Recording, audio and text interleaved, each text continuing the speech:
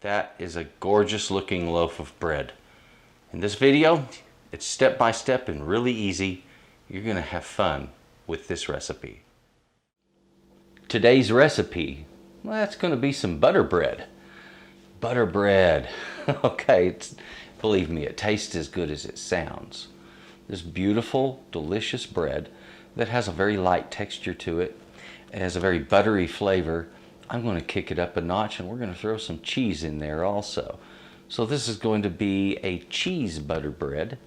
You don't have to put the cheese in, you just get to put it in. Now this is also a fortified recipe. And you'll see what I mean when we take a look at the ingredients here. There's some really good stuff. This is a delicious recipe and I'm positive once you bake it, you're going to fall in love with it. This is butter bread. Come on over, we'll take a look at the ingredients. The ingredients for this delicious butter bread are as follows, simple enough. We've got some flour here. I've got some half and half right here. Nope, not milk, half and half. I've got some eggs right over here, yeast, salt, sugar, butter of course, and cheese. Yeah, we're gonna make it a little cheesy. This fantastic recipe takes a little bit of time to get risen up, but once you're on your third rise, it's in the pan, and that oven is heating, you know you're going to have something magnificent coming your way. This is butter bread. Let me show you how I make this. I'm getting started on my recipe now. Before I get anything in my mixer, I start with warming up my half and half, and my eggs, I go ahead and crack those, okay? I do that because I don't want to accidentally get shell down in my bread, and I also want to check my eggs to make sure they're in good shape. If they smell bad, I don't want to use it in my bread, of course. I have my thermometer here.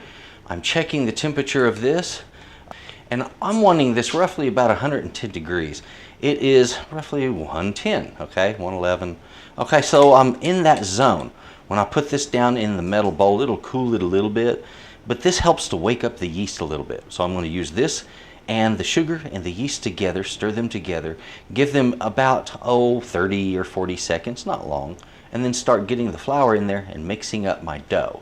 And I'll do it in that order. I'll start mixing in the flour, and after I get about 2/3 of my flour in, I'll start adding in the eggs one at a time. Once they're fully incorporated, I'll finish the flour, and then after I'm getting a dough formed, I start putting in the butter, and after that the cheese.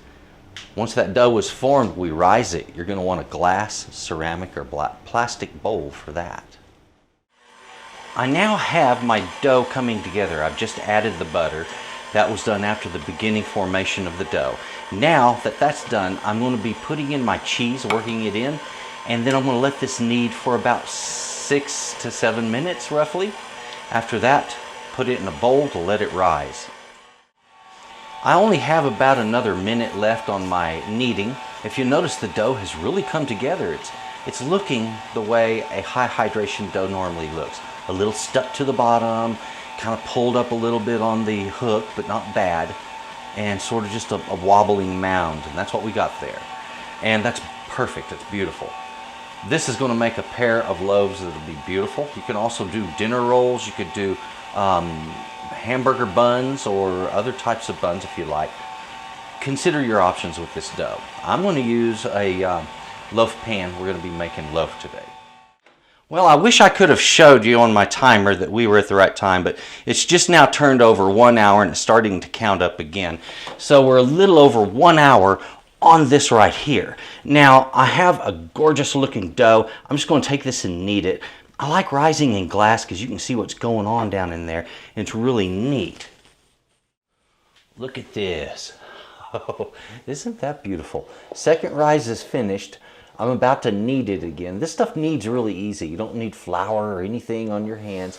It'll leave a little oil on your hands after you knead it, but other than that, very easy to do. So knead it, cut it in half, put each half in a greased loaf pan. I'm going to use a spray-on cooking spray, baking spray that bakers use, professionals use. And it's really nice stuff. That works good. The type that has, flour in it works very good for doing something like this. This kind of bread, with the cheese in it and everything, can often stick in a pan, so it's very, very smart. That will be the next step. Then we get it in the oven after it rises up in these pans. See how these are rising up in these loaf pans? It's looking really nice here. When the edge of this comes up to the edge of my pan here on the ends, not on the sides, that's when I go ahead and put it in the oven. And that's more than doubled. In fact, it's almost tripled in bulk at that point. These are looking really very nice, and they're going to bake up beautifully. So set your oven at 400 degrees and get it preheating, and we'll get these in the oven in just a minute. Our bread is finished rising up.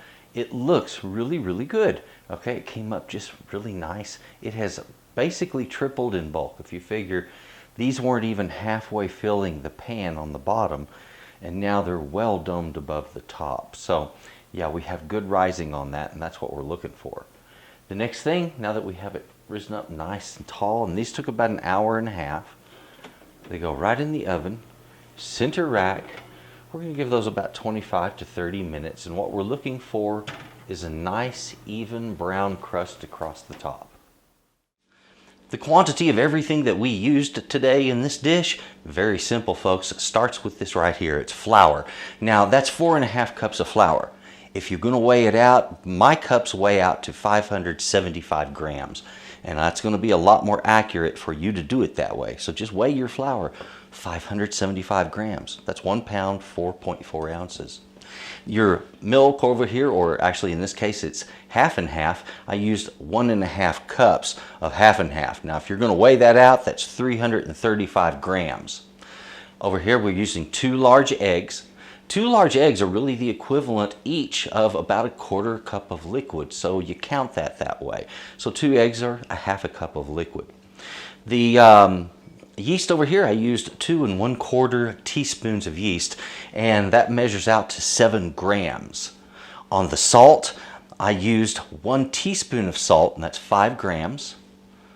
On the sugar right here, I used 2 teaspoons of sugar. That comes up to 8 grams. And my cheese, I used 3.2 ounces, which is 90 grams of shredded extra sharp cheddar.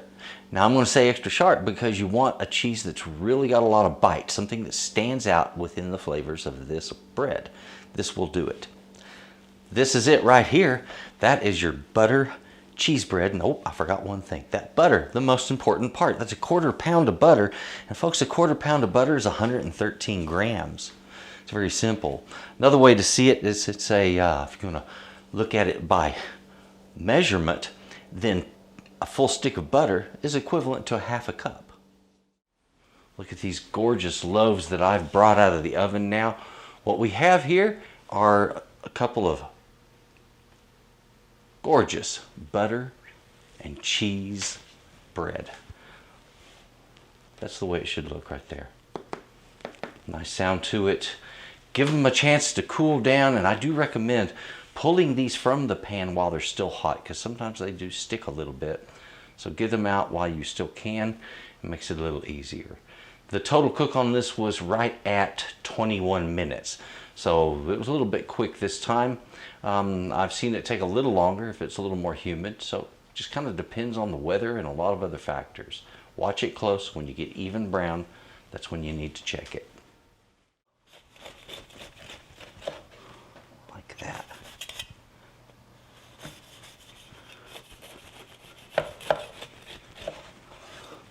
So as you can see, that bread very, very soft, very tender.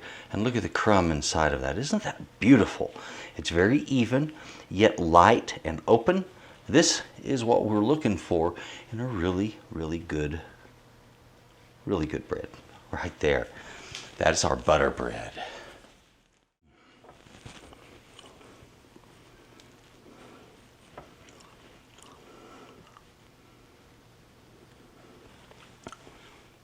Oh, it's just beautiful.